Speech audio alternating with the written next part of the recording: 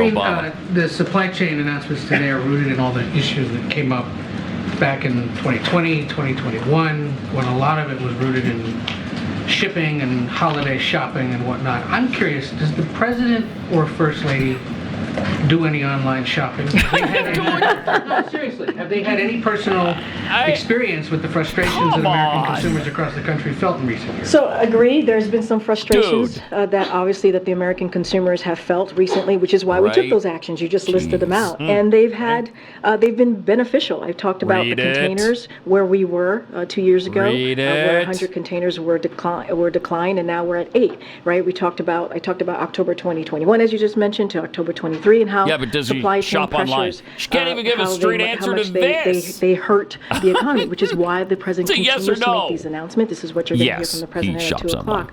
Look, I Not can't he speak himself, to but his the people. president or the first lady's ever sat shopping at a computer? Strategy, how they go about it, but they understand what Americans are feeling. I can't take it. That's I don't want to hear why we any more keep from talking. her.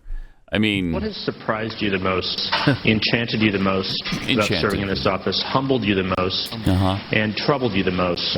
Wow, that was another tough question for Barack Obama. So they've got a long line, a long history of asking really penetrating questions. Yeah, I don't know who the reporter was. I don't know what outlet he represents. I have no idea what his angle is. I wonder if he was trying to catch like almost a George Bush Sr. moment, with the checkout scanner type thing. Maybe that he's so out of touch or he's so old that he's never shopped online. But I contend if I handed my phone to Joe Biden, first of all, no telling what he would try to download. But I would open up Amazon for him. I would give him a head start. I'd say, order something. Order anything you want. Just order something. Let's see what happens. He couldn't do it. No way. He'd be like, what's a jungle Amazon? What is that all? What is this?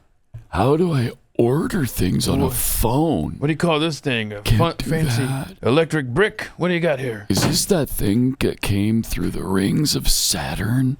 Did this come from space? Hold on a second. Hold on. ADD moment.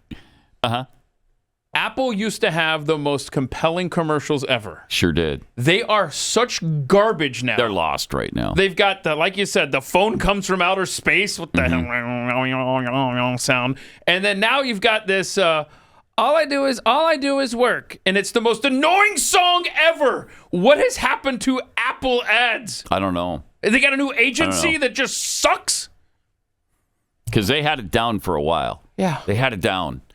I look forward to them. They weren't doing here's what you buy. It's here's why you want to own it. Here's why you have to have it. Not the same anymore. Just not the same. But KJP, I love this. What? Here's what she says about the economy and why it's bad right now. Okay. But why do you think it is that when you say the economy is improving and President Biden says the economy is improving, that a majority of Americans outside of this building are not buying it? So here's the thing. When we walked into this administration, here it is. Yeah. The economy was on a tailspin. That is the fact.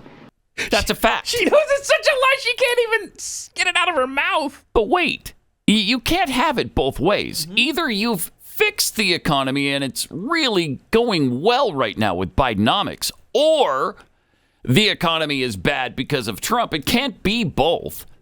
I mean, you've had 2.5 going on 3 years now to fix the economy, to do something about it, to make it a better experience for all Americans. You're going to now, at this point, when you're telling us that our lives are great, you're going to now say it was in a tailspin? What? I mean, come on. Yeah, I mean, and the numbers don't lie, right? We've learned on this program. Put up the graphic of credit card debt in America here during the Biden presidency, especially. Yeah, for the first time in history, we've got over $1 trillion of consumer credit card debt. $1 trillion. Wow. Congratulations, Americans. Wow. Doing really well. I mean, look at that. When this guy took office, we were south of 800 billion. Is that what we're at there? I can't see. Yeah, it's hard to tell. But it was less. A lot less. Good grief. But they have it both ways. These Marxists play both sides of every stinking issue. Climate change, it's catastrophic until someone points out that CO2 levels are actually down significantly. Then they claim all their efforts are working. It worked. Well, wait, it can't be catastrophic meltdown and it's way better than it's ever been. How is that possible? The border, they inherited a disaster from Donald Trump. But the border now to them is secure. So which is it? Was it a disaster? I guess it was a disaster, and they fixed it. And that's why only 2.4 million people crossed the border that we know of last year, which was the highest of all time. So it's the highest of all time on one hand. On the other hand, the border is secure. Huh. Weird. I mean, listen to these people and what they... Well, and they do get away with it because the press lets them. The media allows it. I mean, if the only person who's going to push back against them is Peter Doocy, then, we're lost.